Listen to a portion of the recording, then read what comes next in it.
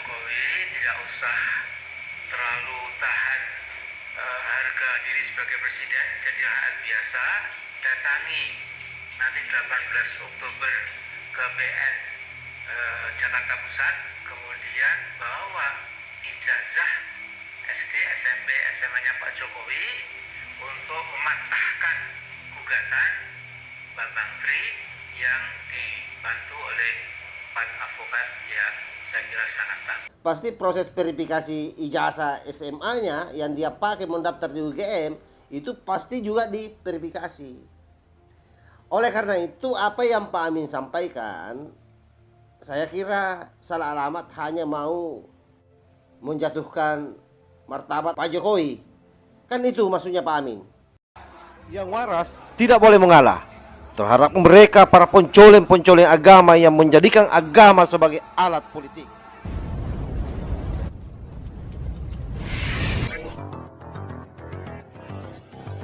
Assalamualaikum warahmatullahi wabarakatuh. Om Swastiastu, Namo Buddhaya, salam kebajikan.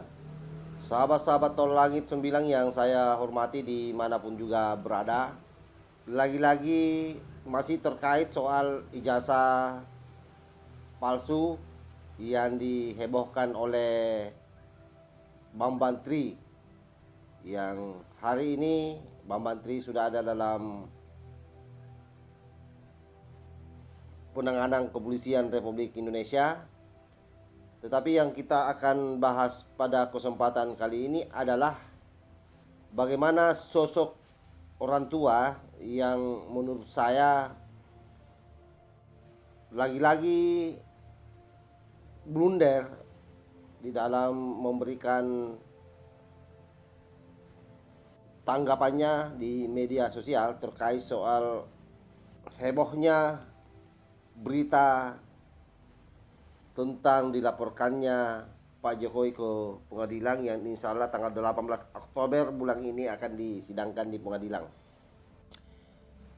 Orang tua yang saya maksudkan ini namanya Amin Rais, yang orang kadang-kadang memplesetkan menjadi Amin Rakus. Ya, karena mungkin orang ini sampai hari ini masih tetap animonya untuk mengejar kekuasaan, libido kekuasaannya masih sangat tinggi, sehingga banyak orang di luar sana yang memberikan gelaran Amin Rakus. Nah, mungkin karena itu.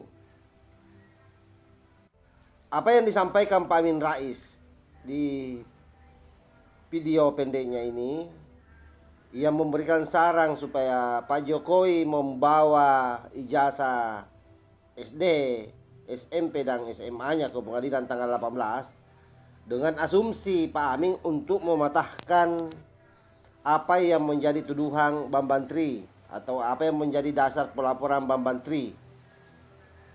Hal ini tentu salah alamat. Kenapa saya bilang salah alamat?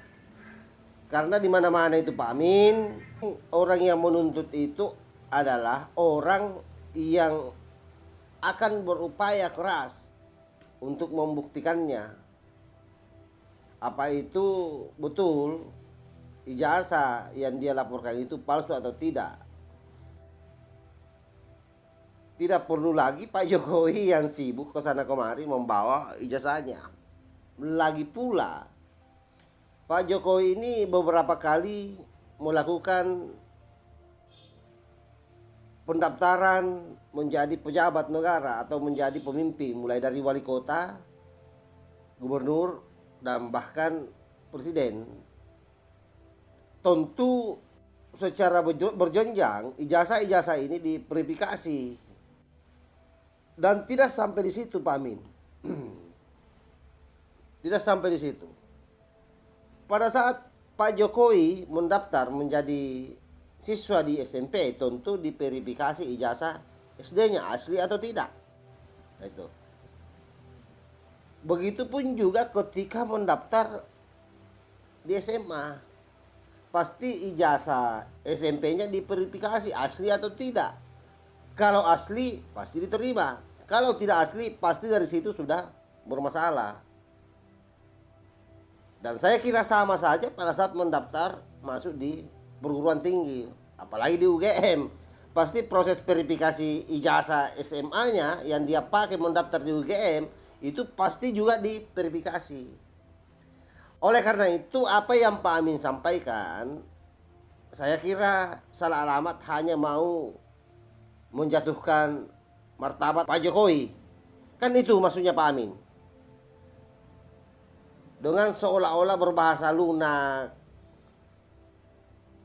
memberi masukan seolah-olah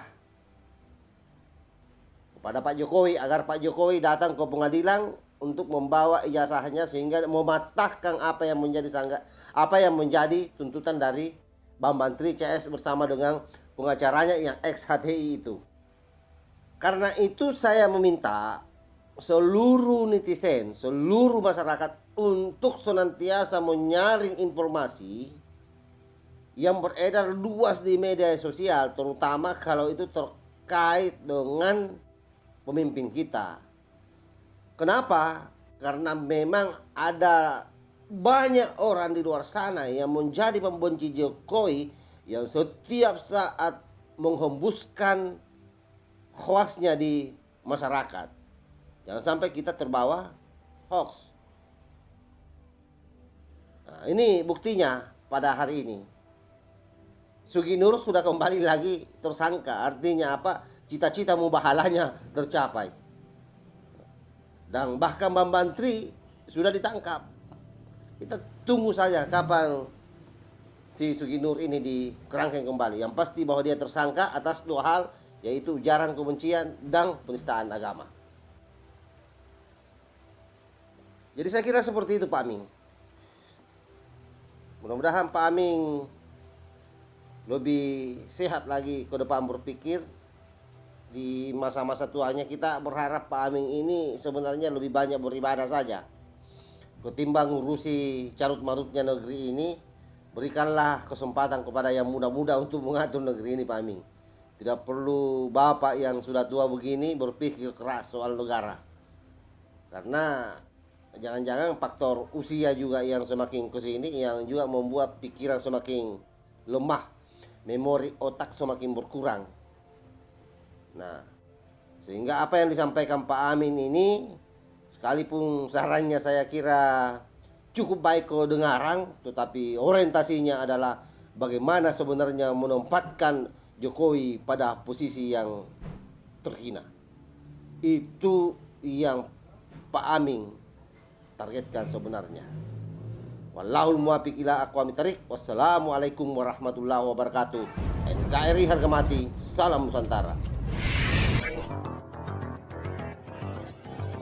Tanahku yang ku cintai,